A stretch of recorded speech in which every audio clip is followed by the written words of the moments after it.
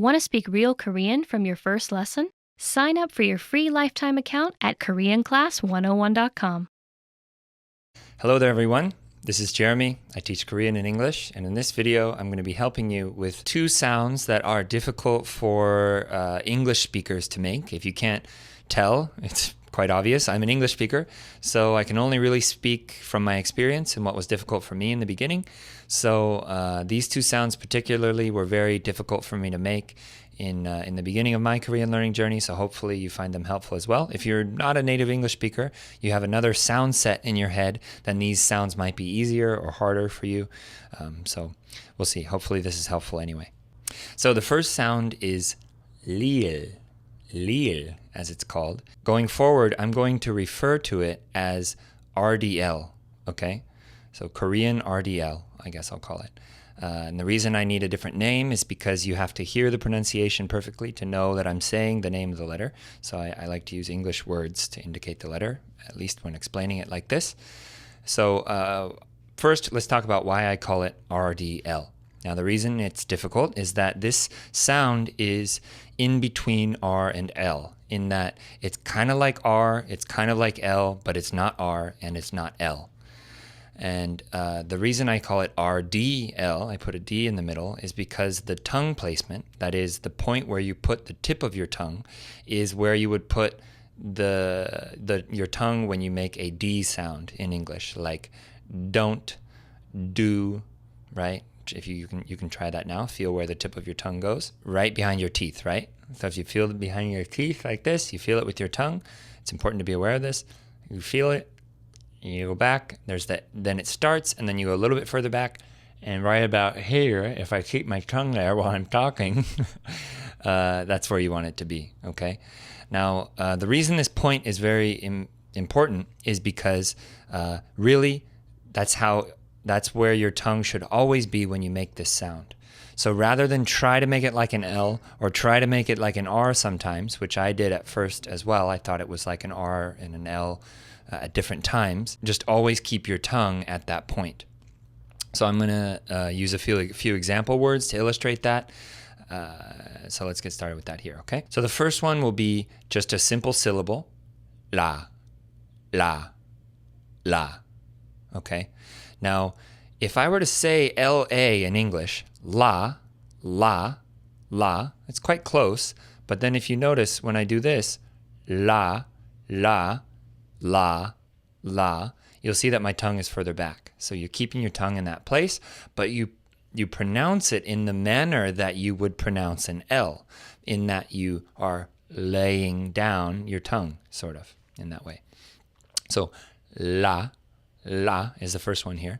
Now that's when the lil, the RDL, is in the front position of a word, in the starting position.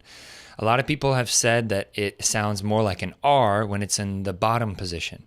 And it may sound like that to an English speaker's ear, to our ear, but I don't think that's the case. Our R is actually more complicated than that, so it's not just the tip of the tongue.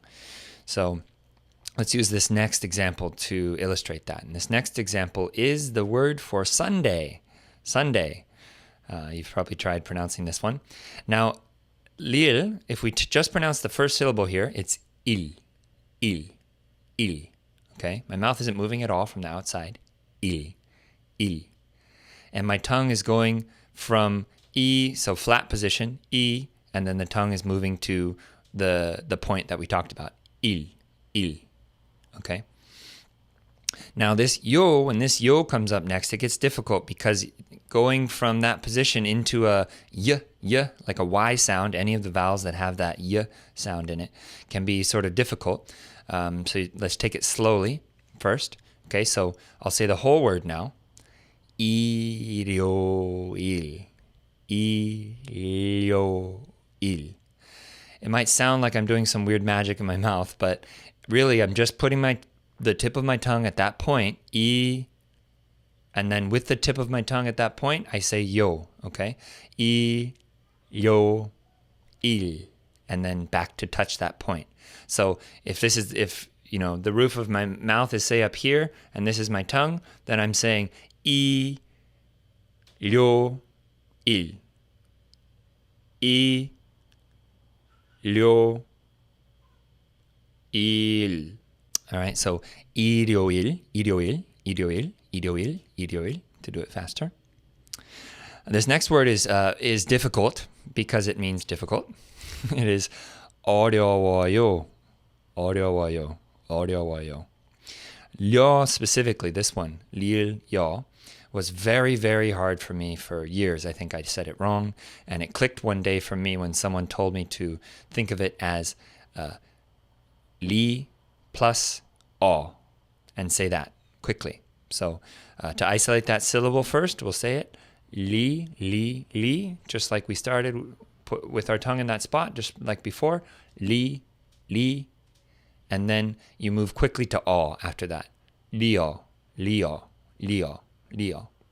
And then my suggestion for you would be to practice this and say it many, many, many, many, many times and make it faster and faster and faster until you push it down into your subconscious, and then it'll come out naturally later on. That's the way I found that these things work. So, 리어, 리어, 리어, 리어, 리어, 리어, 리어, 리어, 리어, 리어, 리어, 리어, 리어, 리어. And that's what I believe it sounds like. At least this pronunciation, no native speaker will misunderstand when I say it that way. So, 어려워요.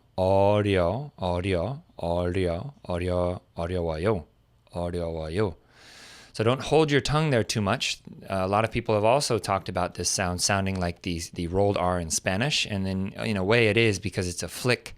But that's why I call it RDL, because we do that also with D in English. When we say ready, Teddy, right? That D in there is a flick of the tongue, and it's touching the same spot that this one does in 어려워요. Ready, 어려워요. Ready, 어려워요.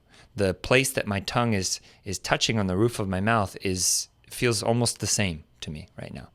So go ahead maybe and try those two yourself. All right, so those are the examples for lire. That's the first one that we're going to talk about in this video. The second one is a combination of two vowels, and this one was difficult for me as well. And this one actually changes its sound sometimes, depending where it is in the word, and we'll talk about why. So that sound is 의. Now, it's hard. All pronunciation, in a way, is hard because you can't see anything. 의. I'm not even moving my mouth at all. You can't see anything. So there's no visual cues to help you. It's not like a dance where you could follow along. So first, it's important to isolate the So your mouth makes the shape of the letter. It's a horizontal line. Like this, right? You have to isolate that sound so that you can then move from there over to the E. So, and then once you've got it down, you go, 의. So the sound in American English, at least to me, sounds like the sound you make when you see something disgusting. You're like, It's also what I call the invisible vowel because we don't have a letter for it, but we do make this sound. We make this sound whenever we describe the sound of a consonant by itself. So if I put a K on the board here and I say, what sound does a K make, everyone? Like a teacher in class, right? Talking to all the students are going to say, K. That's because without any throat sound, a vowel sound is a throat sound. Without any throat sound, consonants are lifeless. The vowel is necessary for the consonant to make any sound. Otherwise, it would just be k, which, is hard to hear. So we add this invisible vowel to it, in order to make it sound like k. So maybe that'll help you to isolate this sound, and now it's nice to know you already have it. So here are a couple examples, okay? So the first one is the word for chair, which is 의자.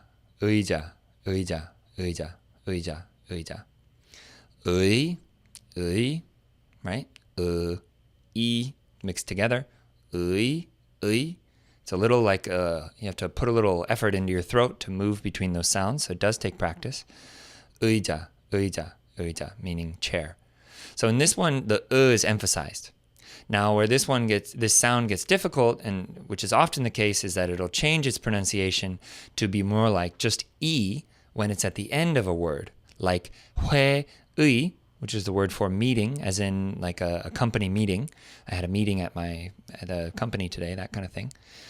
And this one is 会议, technically 会议, but the 议, that extra effort that needs to be put into it, often leads to it getting skipped when pronounced in real life.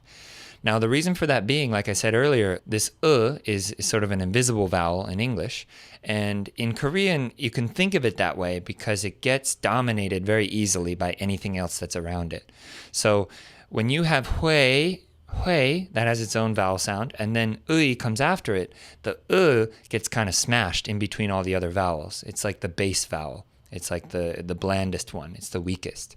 So it gets dominated by all the others around it. So hui becomes more like hui. And then finally, this one changes when it is the possessive tag. This thing by itself can be like the apostrophe S in English. And it changes to in that situation, I think just to make it clear so that speakers, so that when people are talking, they make it clear for the other person. So to say Jeremy's would be Jeremie, whatever. Almost everyone says You can say it's not incorrect, but it's much less common in my experience. Okay, so I hope you found this helpful. If there are difficult sounds that you'd like us to cover in the future, you can share them here in the comments, and some of the ones that are most upvoted, maybe we can use for another video like this in the future, some Korean pronunciation help. If you liked the video, go ahead and like and subscribe to the channel. Let us know what you thought in the comments, and I'll see you in the next video, friends. Happy Korean learning!